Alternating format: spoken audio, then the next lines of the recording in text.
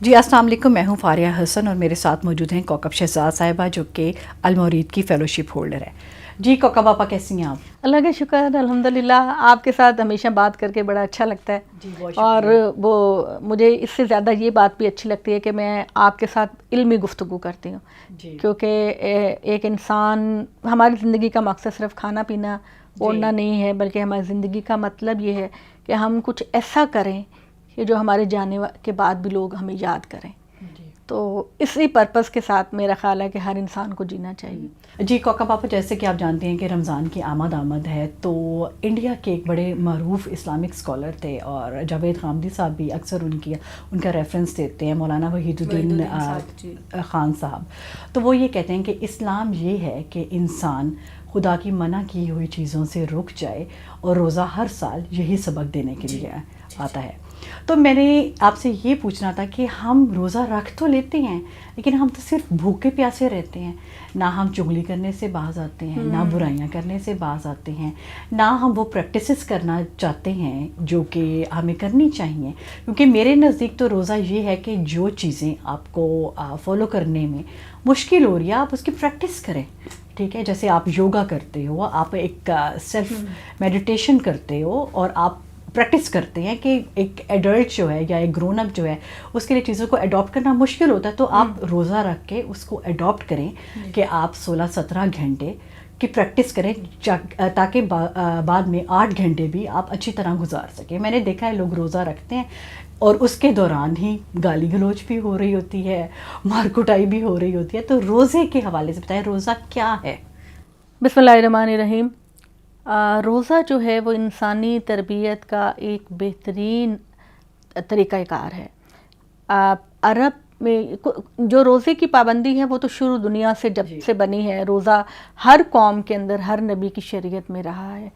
اس کی وجہ یہ ہے کہ انسان کو اپنی تربیت کرنی ہے۔ اس دنیا میں رہنے کے لیے یہ دنیا آزمائش کی جگہ ہے، یہاں پر ہم امتحان دے رہے ہیں اور آخرت میں اس کا رزلٹ نکلے گا۔ تو ہم دنیاوی کاموں میں لگ کر اتنے غافل ہو جاتے ہیں کہ ہمیں کم سے کم 1 مہینہ اپنی تربیت کو دینا چاہیے، اور یہ تربیت اللہ تعالیٰ نے ہمیں رکھی۔ عام طور پر آپ کسی آفس میں، کسی بینک میں کہیں کام کرتے ہیں تو وہ آفس والے اپنی ریفریشر کورسز کراتے ہیں اپنے لوگوں کو، نئی جو چیزیں، نئی ٹیکنالوجی جو آتی ہے اس کی تربیت کراتے ہیں، ورک شاپس ہوتی ہیں۔ تو یہ جو ہے نا، یہ ہماری تربیت کا ایک بہترین مظہر ہے۔ نبی صلی اللہ علیہ وسلم یہ فرمایا کرتے تھے کہ عرب کے لوگ بھی اسلام سے پہلے بھی روزے رکھا کرتے تھے، اور آپ کسی بھی کمیونٹی کے اندر دیکھتے ہیں تو روزہ کسی نہ کسی فارم میں موجود ہیں۔ ہندو لوگ بھی رکھتے ہیں، کرسچنز کے تو 40 ڈیز ان کا روزہ ہوتا ہے، بنی اسرائیل کا ہوتا ہے، اور یہ روزہ جو ہے یہ ہر صورت میں۔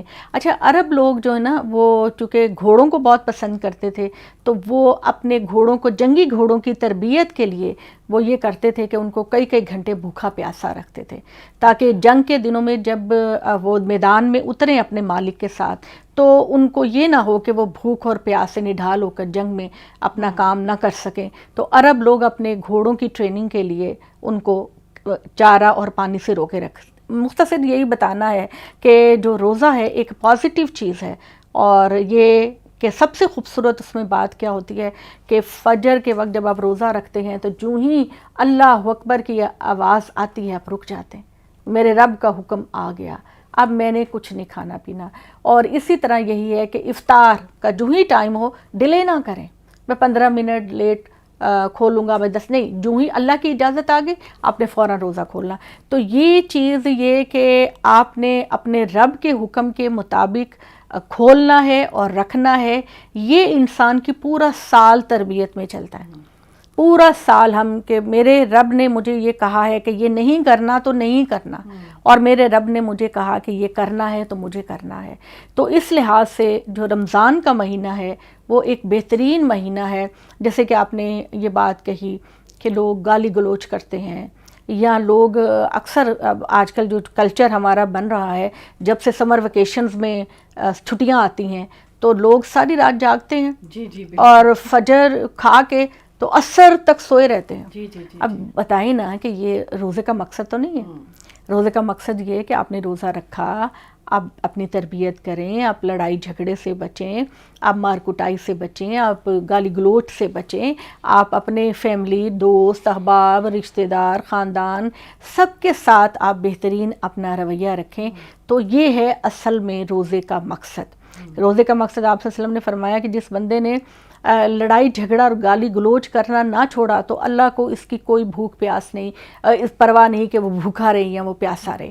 تو یہ روزے کی بہت بڑی افادیت ہے کہ اگر ہمیں پتہ ہے کہ ہمیں اللہ کے سامنے ڈے آف ججمنٹ کے دن جانا ہے تو یہ دن جو ہیں یہ ہماری بہترین تربیت کرتے ہیں. جی لیکن ہمارے ہاں تو بلکہ لوگوں کو روزہ رکھ کے زیادہ غصہ چڑھا ہوتا ہے، وہ اتنے چڑچڑے ہوئے ہوتے ہیں کہ جی پیاسے ہیں، بھوکے ہیں، تو ان کے تو اپنے خاص طور پر جو فیملی ہے اس کے ساتھ جو ہے لڑائی جھگڑا بیوی کو بیوی سے خفگی. جی بالکل بہت زیادہ ہے. اصل میں ہم لوگوں کی نظر میں امپورٹنس نہیں ہوتی نا کہ روزے کا اصل مقصد کیا ہے. کبھی آپ سڑکوں پہ چلے جائیں کہ افطاری سے کچھ دیر پہلے تو ایک تو بڑی مجھے ہنسی آتی ہے کہ سموسوں کی دکانوں پر اور جلیبی کی دکانوں پر اور کھانے پینے کی دکانوں پر اتنا رش لگا ہوتا ہے. دوسرا جب لوگ آفس سے آ رہے ہیں، کہیں سے آ رہے ہیں تو ان کو پیاس لگ رہی ہوتی، بھوک لگ رہی ہوتی ہے، وہ ایک دوسرے کی گاڑیاں روک کے ٹریفک بلاک، یہ ساری مسلمان کے شان نشان نے. میں یہ سمجھتی ہوں کہ صرف رمضان کی بات نہیں ہے، عام دنوں کے اندر بھی ہم لوگوں کو یہ چیزیں نہیں کرنی چاہیے. ہم مسلمان ہیں. حضرت ابراہیم علیہ السلام کی تعریف اللہ تعالیٰ بڑی زبردست کرتے ہیں. اللہ کہتے ہیں مجھے ابراہیم بھلا کیوں پسند تھا؟ ابراہیم مجھے اس لیے پسند تھا کہ میں نے جب جب کہا اسلم، جھک جاؤ ابراہیم، قال اسلمت لرب العالمین، اس نے کہا کہ اے پروردگار میں تو پہلے ہی تیرے سامنے جھکا ہوا. تو یہ جو ہماری تربیت ہے یہ بہترین تربیت ہے ایک مسلمان بنانے کے لیے، ابراہیم کے راستے پر چلنے کے لیے. ابراہیم کا کیریکٹر قرآن مجید نے بڑا زبردست بیان کیا، اس کو فالو کرنا اور اس پر چلنا یہ ہمارا بہترین ایک نشانہ ہونا چاہیے کہ ہم خدا کے سامنے جائیں اور یہ کہیں کہ یا اللہ دنیا کی برائیوں میں سے میں نکلنے کی میں نے کوشش کی، دنیا کے برے اعمال سے میں نے نکلنے کی کوشش کی. یا اللہ تو نے جو مجھے فرمایا، تیرے پیغمبر ابراہیم اور محمد صلی اللہ علیہ وسلم نے جو فرمایا میں نے اس پر عمل کرنے کی کوشش کی. تو یہ ایک امتحان گاہ ہے اور کوشش کیجئے اگر صحت اچھی ہے سب. اچھا میں ایک اور بات بھی کہنا چاہ رہی ہوں کہ ہمارے ہاں ہوتا یہ ہے کہ مسکنسیپشن، جی میں نے اپنے آس پاس دیکھا 40 سال کی ایک لیڈی ہو جاتی ہے یا مرد ہو جاتا ہے 50 سال کا تو وہ کہتے ہیں کہ نہیں ہماری عمر بڑی ہو گئی، روزے رکھ لیے بس اب ہم روزے نہیں رکھنے، ہمارے اوپر فرض نہیں رہے. یا میں نے یہ دیکھا کہ معمولی سا اگر کسی خاتون کو سر درد ہو گیا یا مرد کو تو وہ روزہ آرام سے چھوڑ دیتا ہے، دل نہیں چاہ رہا کھانے کا. نہیں یہ بات نہیں، یہ تربیت گاہ ہے.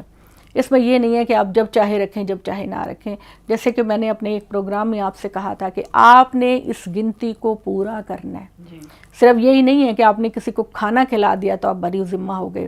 اللہ تعالیٰ نے پہلا حکم یہی دیا تھا اور دوسرا حکم یہ ہے کہ آپ نے گنتی کو پورا کرنا ہے لازمی طور پر. چھوٹی موٹی بیماری کو خاطر میں نہ لائیں، چھوٹی موٹی چیز کو خاطر میں نہ لائیں. اگر ہے تو اپنی دوائیوں کو سیٹ کریں اور آسانی سے. میں یہ نہیں ہے کہ میں پریشرائز کر رہی ہوں لیکن میں یہ سمجھتی ہوں کہ یہ بہت بڑی عبادت ہے اور اگر آپ رکھ سکتے ہیں تو ضرور رکھیں. جی آپ نے کھانے پینے کی بات کی تو اس مہینے میں جو مرد حضرات ہیں ہمارے جو بھائی ہیں ان کی جو فرمائشیں ہیں وہ بہت بڑھ جاتی ہیں. تو اب عورت جو ہے وہ بھی بھوکی پیاسی ہے، اس نے بھی روزہ رکھا ہوا ہے تو اس سے بے جا فرمائشیں جو ہیں وہ کی جاتی ہیں. اس کے حوالے سے تھوڑا سا آپ ذرا تلقین کریں ہمارے مرد حضرات. ہاں میں یہ سمجھتی ہوں کہ چلیں ٹھیک ہے ایک مہینہ ذرا چٹخارے، اور ہم بھی چٹخارے لیتے ہیں. یہ تو نہیں ہے کہ ہم نہیں کھانا چاہتے، ہمارا بھی دل چاہتا ہے کہ دہی بلے ہو. دیکھیں نا وہ تو گرمی میں اتنی شوہر کو مدد کرنی چاہیے نا. جی بالکل شوہر کو مدد کرنی چاہیے. اگر دیکھیں نا عورت بیچاری صبح سے لگی ہے کام کری اور ہمارے روزے جو ہیں وہ گرمی میں ہی آ رہے ہیں ابھی. اور سحری کے وقت بھی دیکھیں کہ مرد حضرات بیٹھے ہوئے ہوتے ہیں اور خواتین کچن میں کام کریں. روزہ تو اس نے بھی رکھنا ہے، اس کے لیے بھی اذان ہونی ہے، اس کا ٹائم بھی کھانے پینے کا ختم ہو جانا ہے، لیکن اس چیز کو کوئی دیکھتا نہیں ہے. نہیں بالکل میں یہ سمجھتی ہوں کہ سارا کام عورت کی ذمہ داری تو نہیں ہے. بچوں بچوں کو بھی چاہیے اگر ان کی فرمائشیں ہیں تو اپنی امی کے ساتھ کچھ ہاتھ بٹائیں, اور شوہر کو بھی چاہیے کہ اگر اس کی فرمائشیں ہیں تو عورت سارا دن کام کاج کیا ہے اس نے, تو یہ بات تو میں ان کو بالکل اپنے بھائیوں سے یا اپنے بچوں سے یہ کہوں گی کہ بھئی اپنی ماں کی ہیلپ کریں, اور اس کو تاکہ وہ پورا مہینہ صرف آپ کو روزے نہ رکھوائے بلکہ خود بھی رکھ سکے, تو ضرور اس کی ہیلپ کرنی چاہیے, کیوں نہیں. کوکا پاپا دنیا بات کرتی ہے انٹرمیٹنٹ فاسٹنگ کے حوالے سے, ٹھیک ہے, اس کے لیے ہم سب تیار ہیں 16 گھنٹے کے لیے, لیکن بڑی انفارچونیٹ سی بات ہے کہ ہم اپنے مذہب کی برانڈنگ نہیں کر سکے, ہم دنیا کو یہ بتا ہی نہیں سکے کہ یہ جو ہمارا 1 مہینے کا جو پیریڈ ہوتا ہے اس کو ہم کتنے اچھے طریقے سے جو ہے وہ استعمال کر سکتے ہیں. تو آپ اس حوالے سے تھوڑا سا بتائیے کہ تاریخ کے پہلو کے حوالے سے رسول پاک صلی اللہ علیہ وسلم کا میڈیکل پوائنٹ آف ویو سے اس کے بارے میں کیا ان کی احادیث ہیں کہ روزہ صحت کے لیے کتنا مفید ہے. صحت کے لیے جہاں تک افادیت کی بات ہے وہ تو ظاہر ہے کہ نبی صلی اللہ علیہ وسلم نے بھی اس حوالے سے فرمایا, اور اللہ جو بھی ہمیں حکم دیتا ہے تو اگر آپ اس کا ایک پس منظر دیکھیں تو وہ روحانی طور کے علاوہ بھی دیکھا جائے تو ہمارے جسمانی طور پر بھی ہمارے بہت سارے فائدے ہوتے ہیں. اب آپ یہ دیکھیں نا کہ ابھی جو ہوتا ہے کہ ڈاکٹر ایڈوائز کرتے ہیں کہ انٹرمیٹنٹ فاسٹنگ کو آپ کریں, آپ کے جسم کی غلاظتیں, اور میں نے یہ بھی بات دیکھی ہے کہ جب آپ یہ کرتے ہیں 15-16 گھنٹے کی فاسٹنگ کرتے ہیں تو آپ کا جو ایک جسم کی پاکیزگی ہوتی ہے, جسم کلین ہوتا ہے, آپ کے اندر کے جو مادے ہوتے ہیں نکلتے ہیں, اور میں نے یہ دیکھا ہے ویٹ ریڈکشن میں بڑا فائدہ ہوتا ہے رمضان کا, تو ڈیٹاکسیفائی. اور مطلب میں صرف یہ کہنا چاہوں ہم ہر چیز کو دنیا کی نظر سے کیوں دیکھیں, ہم آخرت کی نظر سے کیوں نہ دیکھیں. اللہ تعالیٰ نے کہا کہ بل توثرون الحیات الدنیا والآخرۃ خیر وابقیٰ. اب ڈاکٹر کہتے ہیں نماز پڑھیں, نماز بہترین ایکسرسائز ہے, آپ روزہ رکھیں, آپ کی باڈی صاف ہوتی ہے, غلاظت کے مادے نکلتے ہیں.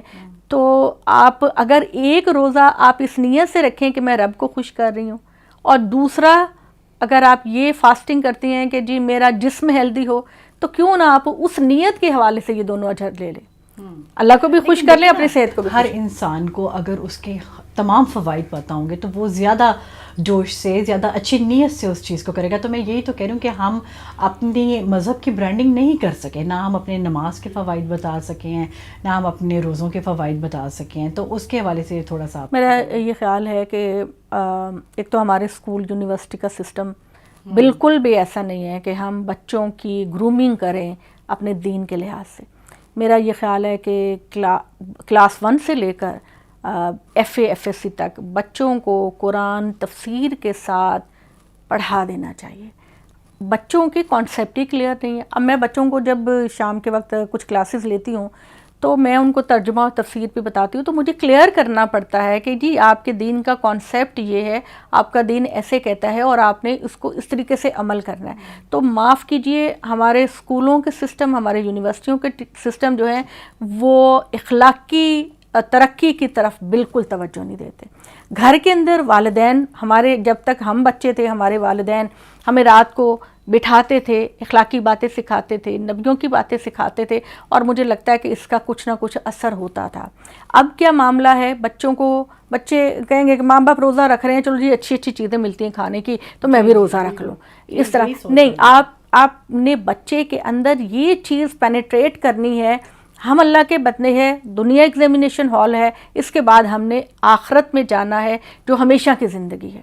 یہ تربیت نہ گھروں میں ہو رہی ہے, نہ یونیورسٹی اور اسکولوں میں ہو رہی ہے کہ آپ انسان کو ایک بہترین انسان بنائیں, کہ وہ یہ ان کو کہیں یہ دنیا حقیقت کی زندگی نہیں ہے, یہ امتحان ہے. آپ 50, 60, 70 سال گزار کے you have to go back to Allah. آپ کو اللہ کے پاس جانا ہے, اللہ کو حساب کتاب دینا ہے. تو ان دونوں چیزوں کو آمنے سامنے آپ کو رکھنا ہے. ٹیچریں آج کل اپنی ڈیوٹی صرف یہی سمجھتی ہیں کہ ہم نے بچوں کو کیمسٹری, فزکس, انگلش بتا دی. وہ یہ بھی تو کہہ رہے ہیں نا, کہتے ہیں نا آج کل کوکا پاپا کہ ریلیجن جو ہے یہ ایک پرسنل میٹر ہے. تو میرے خیال میں ٹیچر سے زیادہ یہ پیرنٹس پہ رسپانسبلٹی آتی ہے کہ وہ اپنے بچوں کو خود. نہیں, آپ یہ دیکھیں نا کہ قرآن مجید سورہ بنی اسرائیل اور بہت ساری صورتوں میں کہتا ہے کہ تم سچ بولو, جھوٹ نہ بولو, عہد کرو, اپنے رشتہ داروں کی مدد کرو, ماں باپ کے ساتھ بہترین سلوک کرو. یہ انفرادی معاملہ ہے. یہ آپ کے پیغمبر صلی اللہ علیہ وسلم نے فرمایا کہ ایمان کی 70 سے زیادہ شاخیں ہیں, اور اس میں ادنا سا مسکرا کر دیکھنا ہے. آپ یہ بتائیے انفرادی معاملہ ہے. یہ وہ والی بات ہے جو پال نے کرسچن سے کہی کہ دین جو ہے وہ ہمارے لیے قابل عمل نہیں, جس کا دل چاہے وہ عمل کرے, جس کا دل چاہے وہ نہ کرے. نہیں, انفرادی طور پر اگر آپ دین کو لیں گے تو آپ کے اندر بہت سارے خلا رہ جائیں گے. میں سمجھتی ہوں کہ ایک مومن کے اندر موٹیویشن کہ وہ اچھا انسان بنے, اس سے زیادہ کوئی چیز نہیں کر سکتی کہ بچے کو بتا دو کہ بیٹا تمہیں حساب کتاب دینا ہے. اپنے چھوٹے سے چھوٹے عمل کے لیے, اپنے بڑے سے بڑے, یہ دنیا چلانے کے لیے تم فزکس, کیمسٹری, انگریزی پڑھو, لیکن اصل چیز جو تمہارے کام آنی ہے وہ تمہارے کفن میں کوئی چیز نہیں جانے, وہ اللہ کو تمہیں جواب دینا ہے. یہ شعور بچوں کے اندر 4-5 سال کے بچے کے اندر آپ کو ڈالنا ہے, اور بچوں کی تربیت کا انتظام کریں تو پاکستان ایک بہترین ملک بنے گا اور ہمارے بچے شاندار قوم بنیں گے. جی بہت شکریہ کوکب آپا. اور میں تو یہی کہتی ہوں کہ گھر بھی آف کورس تربیت میں بچوں کی بہت رول پلے کرتا ہے, آپ کی فیملی, آپ کے پیرنٹس, لیکن جو صحیح تربیت ہے وہ تو ایک معاشرہ ہی کر سکتا ہے. تو اس کے ساتھ ہی ہم اپنے پروگرام کا جو ہے وہ اختتام کرتے ہیں. اگر آپ کے پاس کوئی اور کوسچنس ہوں تو آپ ڈسکرپشن میں دیے گئے ای میل ایڈریس پر ہمیں ای میل کر کے پوچھ سکتے ہیں.